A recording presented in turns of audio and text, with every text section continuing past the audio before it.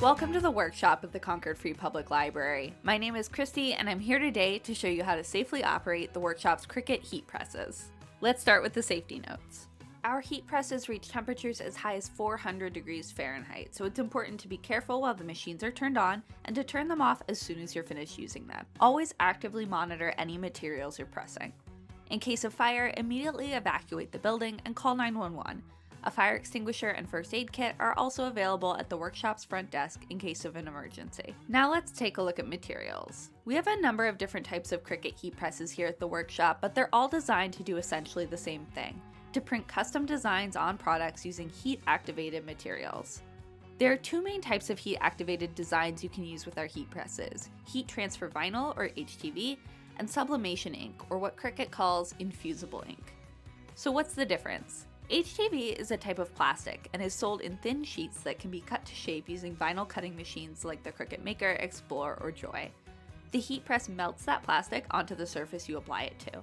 HTV can be applied to almost any heat-proof surface, including cotton, wood, leather, glass, and more. Because they're plastic, HTV transfers will remain slightly raised from the printed surface when they're pressed. If you're printing on a surface that will get a lot of wear and tear, this might mean that HTV will start to peel up over time. Sublimation ink, or infusible ink, on the other hand, contains a special kind of dye that bonds to polyester when heated. Unlike HTV, sublimation ink actually sinks into or infuses the surface you're printing, so a finished print will be completely smooth to the touch and much more wear resistant than HTV. Keep in mind though that sublimation ink will only bond to polyester, not natural fibers like silk or cotton. This means that any surfaces you use must be either made of polyester or be pre-treated with a special polyester coating. The good news is that there are a huge number of vendors, including a number of brick and mortar craft stores, that sell sublimation ready blanks for everything from bookends to tote bags to keychains. You can purchase sublimation ink in pre-printed machine-cuttable sheets, in marker or pen form for freehand designs, or use the workshop sublimation printer to print a totally custom design the same way you would a photo from your computer. Okay, let's get making.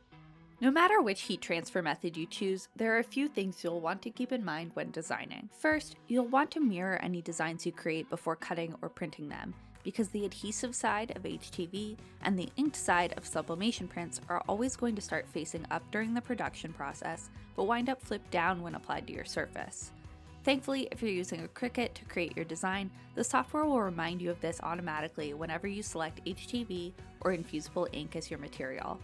Second, whenever possible, you'll want to make sure that you're able to press your entire design at once in a single go. While you can definitely try to apply HTV or sublimation ink in pieces or layers, you'll probably find that repressing the same surface can result in unwanted warping of vinyl or patchy, uneven ink application.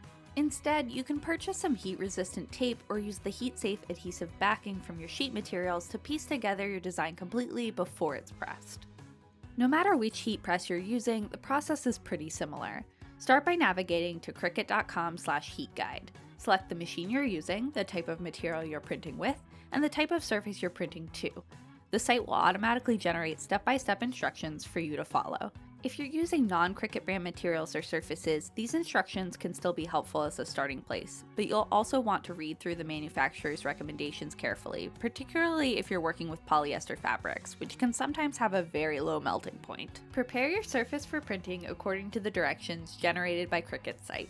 In addition to a print design and a print surface, you might also need butcher paper, cardstock, or a lint roller for this process.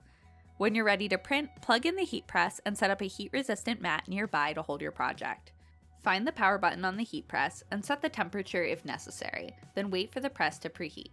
If you're using the Cricut mug or AutoPress, simply place your project inside the machine and press the lever down to apply pressure and to time your print. If you're using a handheld Cricut press like the Hat Press or Easy Press, you might need to manually apply pressure and use your phone or watch to time your print according to the directions provided. When the print is finished pressing, unlatch or lift the heat press and carefully remove your project from the heat to cool. The generated instructions will tell you how long to let your project rest before removing any prep materials and revealing your finished design.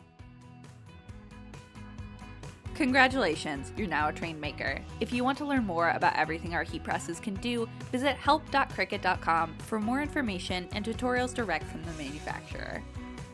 The workshop is made possible by the generous support of the Concord Free Public Library Corporation, a nonprofit organization supported by makers like you.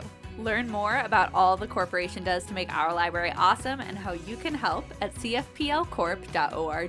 And if you just can't get enough making, be sure to check out the workshop's full library of maker tools and upcoming classes and events at cfpl.info/workshop. Bye-bye.